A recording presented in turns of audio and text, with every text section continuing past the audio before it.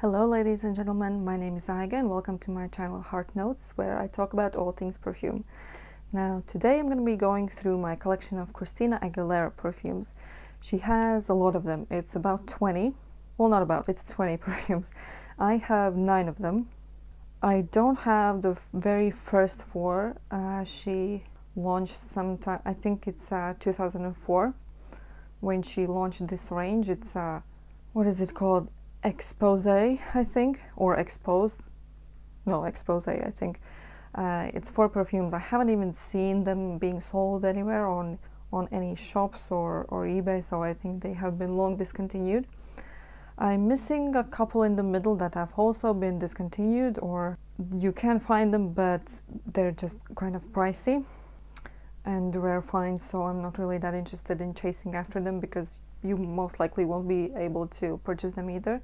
And then I'm also missing the last 3 that she came out with, so the last 3 years, 2020, 21 and 22, because actually those are also quite difficult to find. I guess that might be a UK issue, because in the shops you can only find maybe like 3, maybe 4 very popular perfumes from her range, but the rest of them are just quite rare to find, only available in online shops, and most of them are only available in really small sizes. So a couple of these perfumes that I have are only 15 mils, half an ounce, so just a bit bigger than like a sample pretty much. And there's only 2 genuinely bigger bottles, which is 75 ml, which is still a little bit smaller than the biggest size you usually get for perfumes, which is 90 or 100 ml. Now I have arranged these in the order from my least favorite to my favorite, again just to make it a bit more interesting. So yeah, let's just get into it. Place number 9, we have Red Sin. Now Red Sin I have in a 15 ml bottle, so half an ounce. Comes in a nice red lace box, and the bottle also has a bit of red lace on top of it. I like the idea about this perfume, and the dry down smells quite nice as well, but this thing just doesn't last. This is, I think, one of the weakest perfumes I have in my collection, not just hers, but in general. It just doesn't really last. After 15 minutes I can't sense anything, but as I said, I like the idea about this perfume because the notes are actually quite beautiful. So now let's just look at the notes. The top notes are cinnamon and red apple, the middle note is cyclamen, and the base note ginger, sandalwood and musk. Right, so cinnamon, red apple and ginger. This would make it an absolutely beautiful winter perfume, I think. In the opening you get that juicy fresh apple, but it disappears quite quickly and you get that a bit sweeter base for the perfume. Now, because it disappears so quickly and because it doesn't project, I would say this isn't really worthy of your time and money. A lot of people on Fragrantica also say the same, that they just don't feel it after a while at all. So pretty much it does sound good on paper, but in life it just doesn't perform. So that's why this is number 9. I'm just gonna quickly use this up maybe at home and then forget about it. So that's that. Next up, in place number 8, we have Experience, and this kind of goes hand in hand with the perfume next to it as well. I think they're sort of in one category, but okay, let's just start. So Experience. Now that one comes in a nice silver box, and the perfume bottle matches it as well. Nice romantic pink lace flowers inside. So this is the perfume bottle, what it looks like. This is 30 ml, yes, 30 ml, 1 fluid ounce. Now I used this for a day when I went to the office one day this week, just to test it out and see what it's like. And it's kind of okay, but to me it's a bit too boring.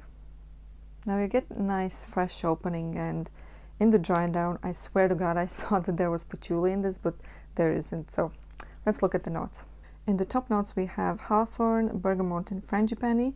Middle notes are lotus, red peony and orange blossom, and base notes are mahogany, amber and tolu balsam. Right, so as I said, in the first opening you get the bergamot and frangipani, which gives it a nice fresh opening, but it doesn't take too long to settle down and pretty much turn into a woody amber perfume. Now the base is actually quite strong. I could smell it on my sweater when I came home after work. So it doesn't completely disappear, it just maybe doesn't project as much. But I would say that the base of the perfume is good lasting. And in terms of the scent itself, I would say it is a feminine, I would say more serious. I wouldn't see this on a teenager, but it is a feminine, inoffensive, everyday scent. I see this to be worn again to the office or just going out somewhere, but I would never pick this as a special event or that sort of perfume. Maybe best suited for cold weather as well. All in all, it's fine, but I will never repurchase this. Right, in spot number 7 we have Violet Noir, which, as I said, kind of makes me think of the experience, and I would put them in the same category. Now, Violet Noir obviously comes in a violet box as well, and so does the bottle as well. The lace flowers inside are violet too. So this is the bottle. I think it's quite pretty actually. I quite enjoy this bottle design. I think I've seen a perfume bottle that looks almost exactly like this, and I'm just wondering if that's a dupe for that original designer scent, and I wouldn't be surprised if it was. But okay, let's just see what this is like. The opening is a lot sweeter, but I think the occasion and the mood, everything matches the experience as well. But the notes are different. Let's look at them. The top notes are passion fruit, blood grapefruit, nectarine blossom. The middle notes orange, blossom, rose and iris, and the base notes patchouli, amber and musk. Now the opening, yes, there is a slight hint of the fruits in the opening, but mostly it's a very flowery scent, floral scent. That patchouli in the base also gives a punch and makes it more long lasting. So this one as well, it doesn't really disappear on you, but it doesn't project at the same time. In terms of occasion and weather, yes, this is a good everyday scent. Again, the same as experience. It's very inoffensive, it's very feminine. It might be slightly darker, but I don't really see this as something you pick for a date night or for an evening going out. I still think this is an everyday scent. Maybe not the best for hot weather. I think this would be good for autumn or winter. Now this as well, I don't see this as standing out in the crowd, but I will happily use this up eventually and will not repurchase. Next up in line is something that kind of stands out, and I know what this is a dupe for, so let's take a look. Right, so next up in place number 6 we have Definition in a nice romantic pink box. The inside is black for some reason. Now Definition, the juice is pink as well with some pink lace flowers on top. So Definition, I strongly believe, is a dupe for Mont Blanc's Signature, which is a very unusual and very distinctive scent. I haven't smelled anything similar to Signature.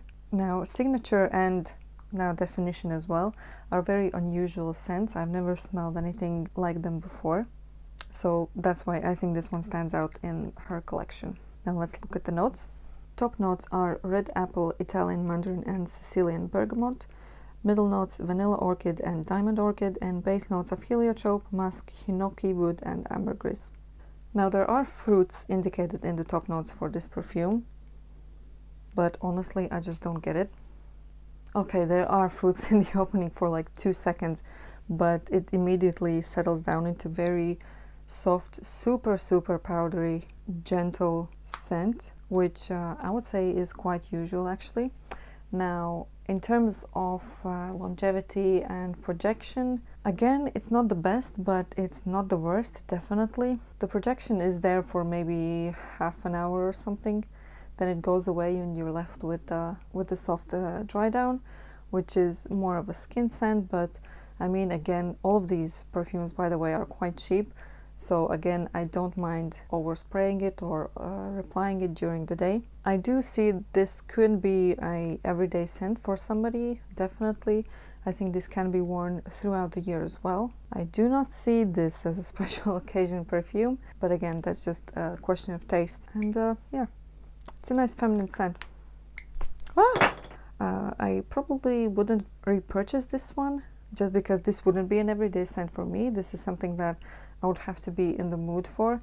So once I've used this up, I don't think it's gonna be that soon, and I would have to see if I start craving this scent after a while, then maybe I would rebuy it, but right now I don't think that I would. Now the next two are the fruity sweet celebrity perfume types, so I kind of see them being in one category as well. So these are Woman and Glam X, taking up spots 4 and 5 in the list. Let's start with Woman. I have the teeny tiny 15 ml or half a fluid ounce bottle, no lace on the inside this time. Now, even though I have a bottle that's just by a fraction bigger than a sample, I have used quite a lot of this because I really do enjoy this scent. Yes, it's a really beautiful floral fresh scent. Let's look at the notes. So the top notes are pear, lychee, pink pepper and bergamot. Middle notes honey, magnolia, violet leaf and rose. Base notes of amber, tonka bean and sandalwood. So the opening of this perfume is very fruity, refreshing. Then comes in the honey with the sweetness, which is very nice. And then it settles down sort of into a flowery amber base. Now, unfortunately, which is the case for a lot of fresh fruity scents, this doesn't really last that long. So the longevity isn't good, the projection isn't good. This is something that I would enjoy wearing at home. I did try this in the office, so that's why it's used that much. But I did have to reapply several times during the day. And I don't think that I would ever repurchase this, even though it is nice. But I mean, the market is full of nice, fresh, fruity scents, so I don't really see the point. And next to it we have Glam X, another fruity sweet scent. But this one I like just a bit more because this has a lot of my favorite notes. Now, the box being gold color, it being called Glam X, you would expect something that gives a sort of a bigger punch, like an evening scent, something quite serious. Although actually the previous one as well, it's called Woman. So if you call a perfume Woman, I'm sorry, but you just have to deliver, I think. I think the names do that to a perfume, don't they? And the same, a lot of people were saying the same thing about Alien Goddess. They said, okay, well, how can you call a perfume Alien Goddess? And then it's just underwhelming, because people had really high expectations for that. But okay, that's just off topic. So Glam X, right, again, a teeny tiny bottle of 15 ml, half a fluid ounce. Used quite a lot of it as well because it doesn't last, so I have to reapply during the day. Now this one really reminds me of Rihanna's Kiss, which was my #1 in Rihanna's range, so I really do love this perfume. But I think this doesn't perform as good as Kiss does, so it's not my top one. But let's look at the notes. The top notes are star anise, peach, mandarin orange and orange blossom. Middle notes heliotrope, jasmine, freesia, lily of the valley. And base notes benzoid, amber, sandalwood and musk. Right, so the only matching note between this one and Kiss is freesia, so I'm thinking maybe that's the one that kind of pulls these two perfumes together for me. But in general, freesia, jasmine and lily of the valley, those are my 3 top perfume notes for in terms of flowers at least. So I really love that combination. Now this is sweet, fruity, fresh, a bit powdery. I think it's great for warm weather. Inside, for example, if you're wearing this at home, of course wear it all throughout the year, as probably I will do. I'll finish this bottle happily and then never repurchase again. This makes it sound really bad, but I don't think that Christina's perfume range is bad. It's just, you maybe just expect a bit more. I don't know. I mean, I know that they're cheap, right? But I mean, Rihanna's perfumes are cheap as well, but Rebel Fleur, for example, really gives a punch. Rogue does as well. So it's not like she couldn't make a perfume that really sort of packs a punch, you know? But yeah. Okay, well, this is nice. I see this more on a teenager maybe, but of course everyone can wear it. Now, we are down to our top 3, and the first one at spot number 3 is Christina Aguilera by Night. We have this lovely black and red gothic dark type of box with the black flowers once again. The bottle is dark as well. We have an ombre. Is ombre just for hair? I'm not really sure, but you know what I mean. So it's black going into pink with a bit of lace on it. This is sweet. Now, sweet perfumes are sort of my jam. I tend to gravitate towards sweet perfumes, even though my taste has expanded in the last couple of years, but sweet is what I tend to go to. But this is kind of a synthetic sweet to me, so that's why it's number 3. Now, let's look at the notes. Top notes are red apple, pineapple, tangerine, rhubarb, and freesia. Middle notes heliotrope, peach blossom, lily of the valley, and base notes vanilla, amber, sandalwood, and oak moss. Now, I haven't sprayed this in a while, I think. Okay, the opening is nice. You do get some of the fruits, but you don't really say that this would be a fruity opening. With having 3 fruits and a rhubarb in the opening, you would kind of expect it to be a bit more fruity, but it's just not there. At least I can't sense it. It just goes straight to the flowers and the vanilla in the base. Now, as I said before, this is kind of a synthetic sweet. So even though in general, yes, I like this perfume, but there's just something missing. Something just isn't right in this. So it's kind of meh. I would say this could be an everyday scent. Obviously, they're targeting for this to be an evening going out type of scent, but I don't think I would pick this for that.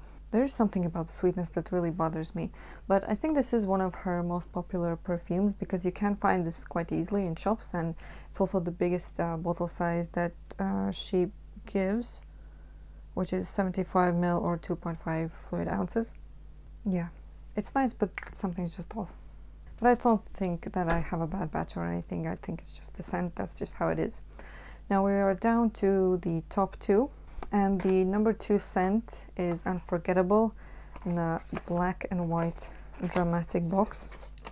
No flowers inside this time. The bottle is nice and black, and I've actually... Okay, there you go. I think you can see here that I've almost used this one up because I really use this a lot as my bedtime scent. And this is a very strong... Well, not the scent is not strong, but jasmine in this perfume is really strong. So this is a jasmine scent, and I absolutely love jasmine perfumes. But okay, let's look at the notes. Top notes of plum and pomegranate, middle notes of Turkish rose and jasmine, base notes of vanilla, tonka bean, and cashmeran. So in terms of the notes, there's not much going on here, but I haven't sprayed this in a while. Yeah. The rose and the jasmine is just right there immediately, and I absolutely love that. The jasmine is the strongest one, and the vanilla in the base gives a very nice subtle sweetness to it. Now this might actually be something that I repurchase. I wonder if they maybe tried going for Alien with having this strong jasmine in it. And it's not similar to Alien, by the way, anyways. I see this as a nice everyday scent. I think maybe you can actually wear this to a special occasion. Or maybe this is just my jasmine brain going. But I do quite enjoy this. Now, I don't believe that I've worn this out any time. I've only worn this inside the house. So I'm not that sure about the longevity. Because I usually like to test perfumes going outside. You know, there's wind, there's like a jacket or coat on me. So it all kind of tests the perfume pretty good. I like that. And at home it can just seem stronger than it actually is. But this one, it doesn't seem like a weak perfume to me. Now again, I see this worn by all ages, maybe not teenagers as much, but I don't think that this would be inappropriate for anyone. And yeah, maybe too strong for a hot summer, but any other time of the year you can go with this. Now, in number 1 place, we have the original Christina Aguilera perfume. This is the first one. Well, the first perfumes were the Expose range, but this was sort of the first standalone perfume that she made. This is very popular to this day, and this is my most favorite scent. This is one of the first perfumes I got that I can remember, and I was about 14, 15, 16, something like that. Well, 2007, so yeah, in my sort of mid-teens. This is really beautiful. Now, it might be because I have scent memories connected with this one, but I do believe that it is a really beautiful perfume, and it's still very popular, so I'm not the only one, so it must be right. But okay, now let's check out the notes. Top notes of blackcurrant, exotic fruits, pineapple and tangerine. middle notes of plum, peony, and jasmine, base notes of vanilla, white musk, and amber. Now this is the biggest bottle, right? 75 ml that her perfumes come in. So I've used quite a lot of this, maybe like a third. I really do enjoy this perfume to this day. I wear it outside as well as at home. Oh, it really is beautiful. This is so feminine, it's soft, it's floral, it's sweet. Again, not gonna lie, I don't get any of the fruits in the opening. To me, it just goes straight to the peony and the jasmine. Again, I absolutely love jasmine. Peony is very beautiful scent as well. And the vanilla and amber in the base. This is my favorite perfume. I will always have this in my collection. Favorite from Christina's range, that is. But I would say that this has fought itself a spot in my collection quite high in the top, partially because of the scent memories probably, but I really do think it's quite gorgeous. And for a celebrity scent, I think it's quite, well, maybe not very unique, but it's unusual. I haven't smelled a scent like this before. I don't think that this is a dupe for anything, and this is something that if you smell on somebody else, I think you could recognize that it's Christina's perfume. Yeah, absolutely gorgeous. This is a great everyday scent, again, for all seasons. Again, this is definitely not juvenile, but it's not mature either, so all ages appropriate. And yeah, I think the first perfume that she came out with, I think that's the best one as well. So I don't know what that tells you. So yeah, that is Christina's range. So out of those 9 perfumes, I would repurchase 2. I will very slowly move through 2 or 3 of them, and I will probably go through quite quickly as well, like 3, maybe 4 of them. Now there is a good variety in these perfumes, but as I said in the beginning, they just don't really project that well, and they don't last that well. But hey, you know, they're inexpensive, so if you are into celebrity perfumes and you want to try these out, go ahead. So I would say Christina Aguilera, the original, the first one, is the best everyday scent. Then I would say that Glam X is the best fresh scent if you're into those. And then Definition is sort of the most interesting one out of the range if you want to try that out. So yeah, that's my review of the Christina Aguilera's perfume range. Let me know if you have any of these, if you enjoy them, if you tried them out. And yeah, thank you for watching, and I'll see you in my next one. Bye!